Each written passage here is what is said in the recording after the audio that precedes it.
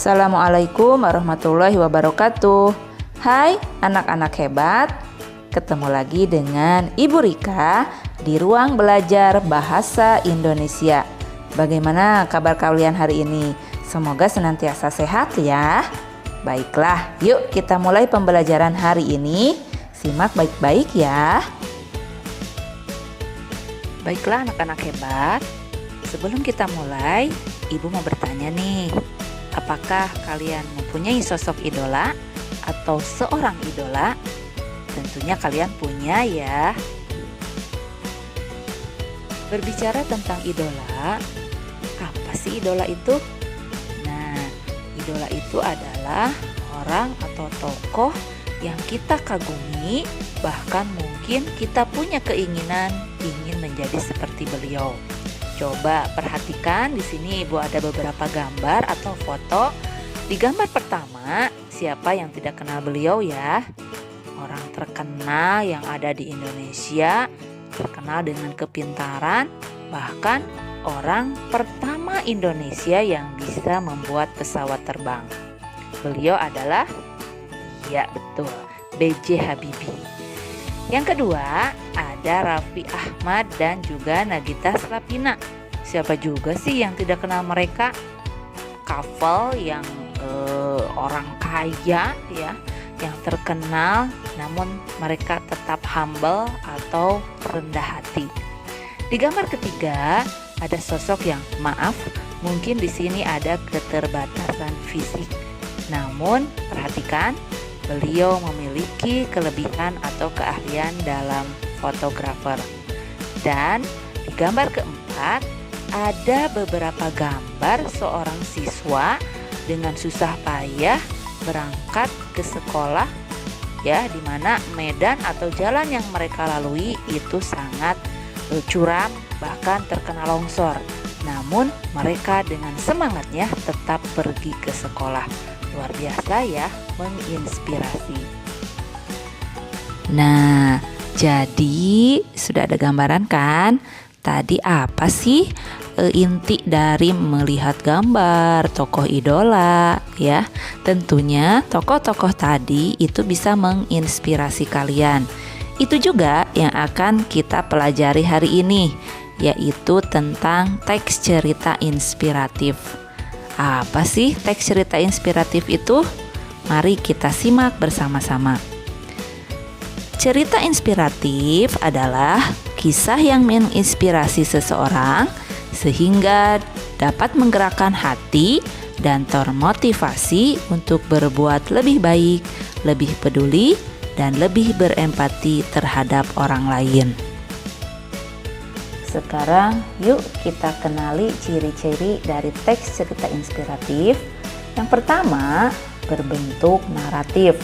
Yang kedua, berisi uraian atau rangkaian kejadian mengenai kehidupan atau perjuangan seseorang yang menimbulkan rasa simpati, kepedulian, empati, dan perasaan pribadi. Dan ciri yang ketiga yaitu tokoh utama dalam teks cerita inspiratif menjadi panutan bagi pembacanya. Sudah cukup paham bukan apa itu teks cerita inspiratif? Nah, sekarang kita kenali struktur teks cerita inspiratif. Struktur teks cerita inspiratif terbagi menjadi yang pertama bagian orientasi, yang kedua perumitan masalah, yang ketiga komplikasi, yang keempat resolusi, dan yang kelima koda. Yuk kita simak penjelasannya. Bagian orientasi merupakan bagian pengantar cerita. Di bagian ini biasanya kita menemukan pengenalan tokoh maupun latar tempat.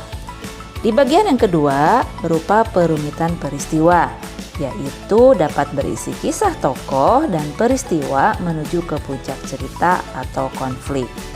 Bagian ketiga, komplikasi, merupakan puncak konflik atau inti cerita. Di bagian ini biasanya menjadi tempat peristiwa utama yang menjadi inspirasi. Bagian selanjutnya yaitu resolusi, di mana berisi jalan keluar atau pemecahan masalah para tokoh. Resolusi ini menandakan bahwa konflik dalam cerita itu telah selesai. Dan yang terakhir yaitu koda.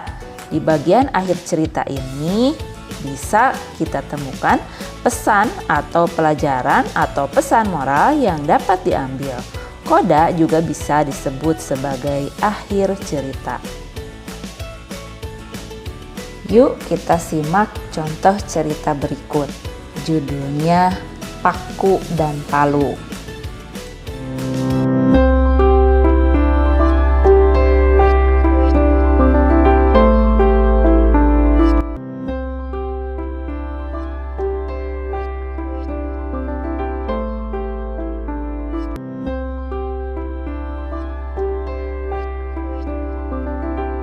Pada zaman dahulu, ada seorang anak, dia cerdas, berbakat, dan juga tampan. Sayangnya, dia sangat egois dan mudah marah. Tidak ada yang mau berteman dengannya.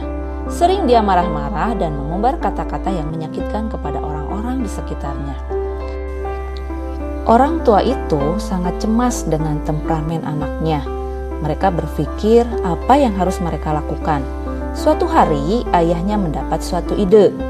Dia memanggil anaknya, kemudian memberi palu dan sekantong paku. Kepada anaknya, sang ayah berkata, "Nak, setiap kamu marah, ambil paku dan tancapkan ke pagar tua depan rumah kita ya, sekeras mungkin." Begitu kata ayahnya. Meski pagar kayu itu sangat keras dan palu yang digunakan cukup berat, namun karena anak laki-laki itu begitu beringas, maka pada hari pertama saja dia sudah menancapkan 37 paku.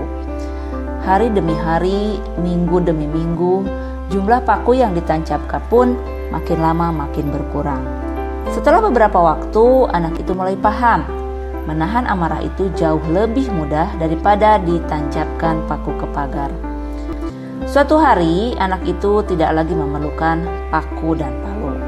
Setelah dia belajar menahan amarah dengan baik, lalu dia datang ke ayahnya dan bercerita tentang keberhasilannya menahan amarah. Sekarang, setiap kamu mampu menahan amarah dalam sehari, cabut paku itu yang sudah tertancap di pagar. Begitu kata ayahnya. Sekian lama berlalu, akhirnya sang anak bangga setelah semua paku tercabut hilang. Saat dia datang ke ayahnya dan menceritakan semuanya, dia menawarkan untuk merapikan dan merawat pagar. "Kamu sudah berhasil, Nak. Tetapi coba kamu perhatikan lubang bekas paku itu. Pagar itu tidak akan bisa menjadi seperti semula, sudah cacat. Hal yang sama saat kamu menyakiti orang dengan ucapanmu. Kata-kata meninggalkan bekas luka di hati sama halnya lubang bekas paku di pagar. Kita harus memperlakukan setiap orang dengan sayang dan hormat. Sebab meskipun telah memohon maaf dan dimaafkan, luka di hati tidak akan pernah hilang." Nah, itu tadi contoh salah satu teks cerita inspiratif berjudul Paku dan Palu.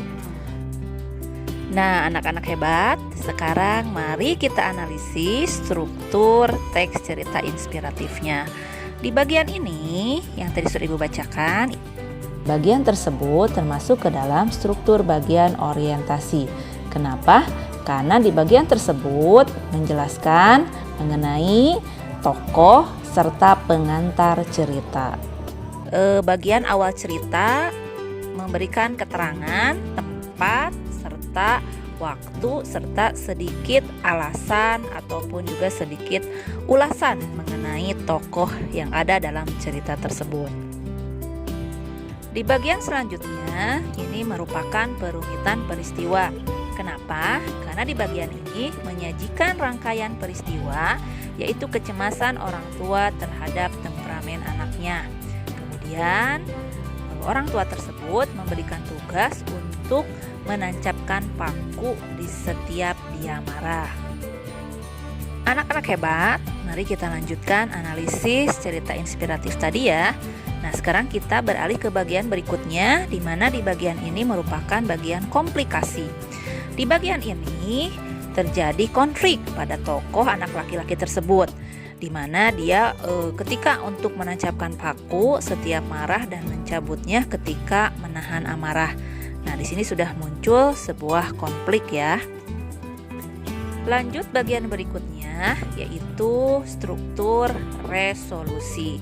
Kenapa? Karena di bagian ini sudah mulai muncul penyelesaian masalah, yakni menyadarkan tokoh tentang betapa pentingnya menahan amarah. Di sini juga kita dijelaskan bahwa setiap orang itu memiliki amarah, namun alangkah lebih baiknya apabila kita menahan amarah tersebut. Itu juga yang disampaikan oleh tokoh ayah kepada anak laki-laki tersebut.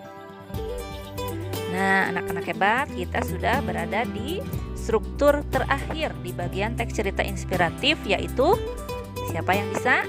Iya, itu berupa koda ya. Dimana koda ini merupakan pesan moral bahwa di cerita tersebut semua perbuatan yang kita lakukan pasti ada akibatnya. Walaupun tentunya sikap itu kita lakukan untuk membuat diri kita senang, namun tetap akan berdampak bagi orang-orang di sekitar kita. Nah, syarat akan makna bukan anak-anak hebat? Nah, itulah yang termasuk ke dalam koda di bagian teks cerita inspiratif. Tentunya kita sebagai manusia harus bisa menahan amarah ya. Ibu juga di sini akan memberitahukan salah satu hadis dari Rasulullah SAW yang berbunyi la takdob walakal jannah. Artinya jangan marah maka bagimu surga. Nah, di sini juga bisa memberikan sebuah pesan ya, bahwa kalau kita ingin masuk surga tidak boleh marah ya. Itu ya pesannya ya. Nah, dengan demikian kita sudah menganalisis teks cerita inspiratif berjudul Paku dan Palu. Bagaimana? Sudah paham bukan apa yang sudah Ibu sampaikan tadi? Semoga ya bisa dipahami ya. Sudah cukup jelas bukan? Nah, dengan demikian pembelajaran hari ini dicukupkan sampai di sini. Jangan lupa kalian berlatih, coba cari beberapa cerita inspiratif, kemudian kalian analisis strukturnya. Tetap sehat dan semangat ya. Sampai jumpa di pembelajaran berikutnya. Terima kasih sudah mengikuti Ruang Belajar Bahasa Indonesia bersama Ibu Rika. Terima kasih anak-anak hebat, tetap sehat dan semangat. Wassalamualaikum warahmatullahi wabarakatuh.